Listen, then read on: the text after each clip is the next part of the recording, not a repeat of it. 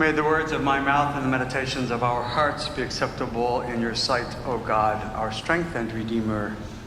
Amen.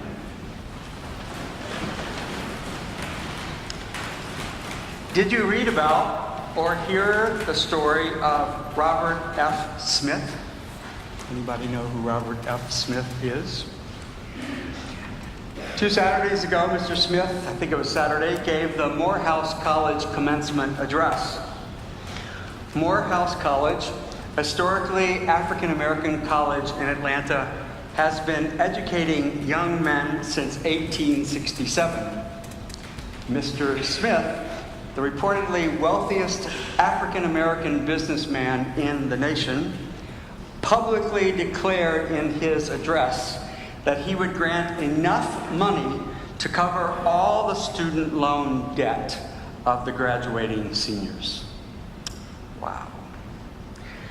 Mr. Smith's generous gift will enable the graduates to experience a kind of freedom that they could hardly have imagined. It is well known that student loan debt is crippling many people in this nation.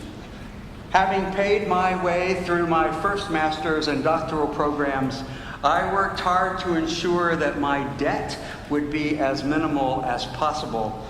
I can hardly imagine how challenging it would be to begin one's professional life or another degree program with thousands of dollars in debt. What is the point of this story about Mr. Smith? He seems to me to be an amazing human being who, by paying it forward, as the phrase goes, is giving to others because he himself has been the recipient of great generosity. Just think about the impact of such a generous gift that Mr. Smith was compelled to act, and act he did. My hope and prayer is that that gift will encourage those young men to pay it forward in life. I hope that they will be generous to others out of a heart of appreciation, gratitude, and even love. Biblically, today's gospel calls us to love and is a demonstration of God's love in and through Jesus. Jesus gave so that others might have life. Giving of oneself, time, talents, and financial means are those things to which we are called once we have said yes to being followers of Jesus at baptism. Jesus gave, and we are called to give as his disciples. About 2 years ago, we began publishing the weekly financials of the parish in the Sunday Bulletin. Those financials have a great deal to do with the generosity of those of you who give in support of the mission of St. Mark's, for which we are very grateful.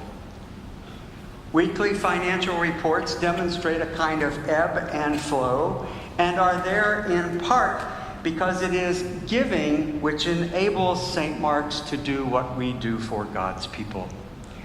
Your generosity enables us to help those in need, whether our breakfast cafe, Support of Dégagé Ministries, the East Leonard School, spa days for men and women, and the support we give to some 12 social service agencies in our community.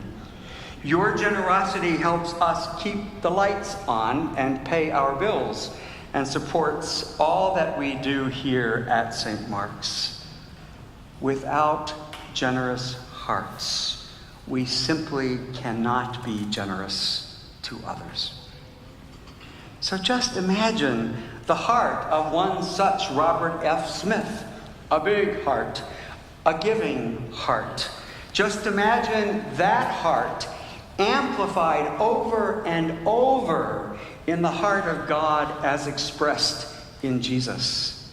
Just imagine that you and I are called to be faithful stewards of the heart of God in Jesus.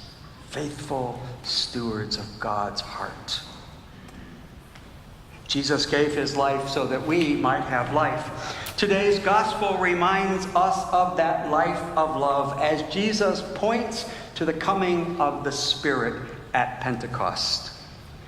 It is Christ's giving of his life and resurrection which we celebrate whenever we gather for Eucharist. Here we come as individuals to be more than we are as individual followers of Jesus.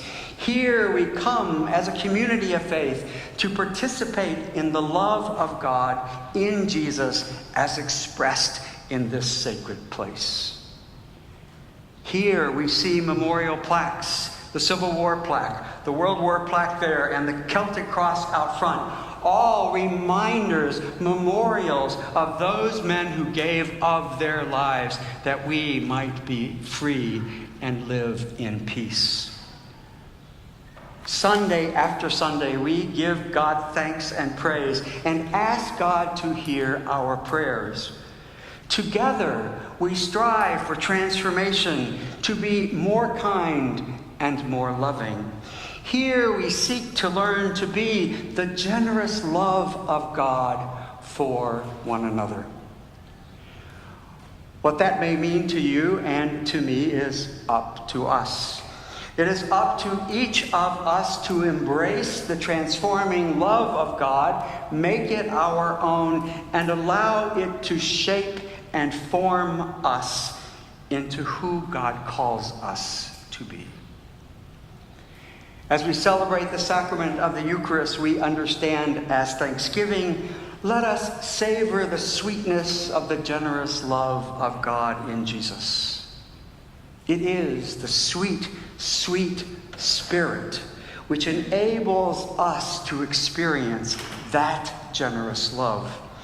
The Spirit of God enables us to embrace the journey of the Christian life. It is a journey of transformation, of generosity and love, gifts freely given and warmly received.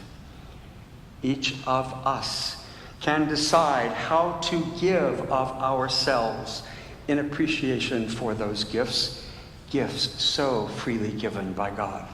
Each of us can determine what it might mean to have a truly generous heart. I invite you this week to reflect on having a generous heart. Think back on today here at St. Mark's. I pray it will bring a smile even in the midst of the busyness of life. Friends in Christ, one thing is constant. One thing is sure. The love of God in Jesus is ours. Let us pay that love forward and love as we are loved by God.